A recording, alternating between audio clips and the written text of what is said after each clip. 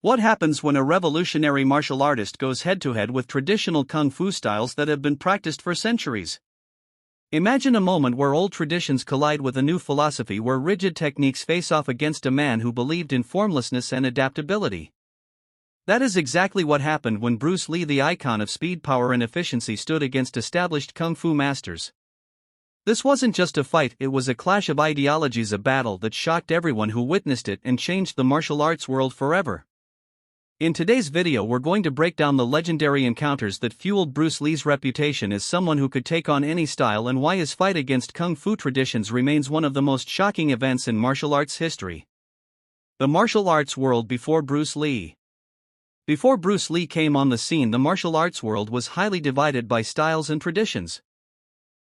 Kung fu was seen as not just a fighting method but a cultural treasure deeply rooted in philosophy, rituals, and long-standing practices.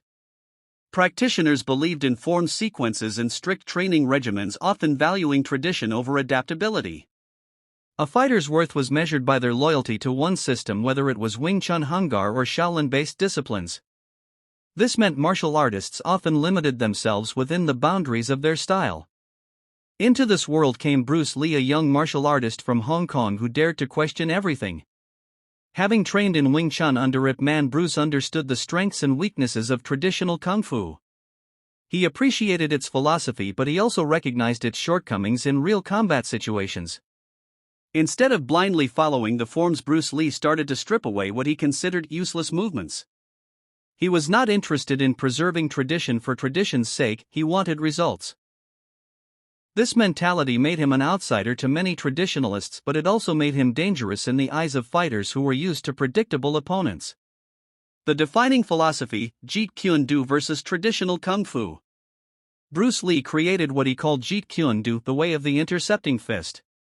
Unlike traditional kung fu styles, which focused heavily on forms and routines, Jeet Kune Do was about efficiency, adaptability, and practicality. Bruce Lee believed in using whatever worked regardless of where it came from. He borrowed from boxing, fencing, karate, judo, and of course kung fu itself.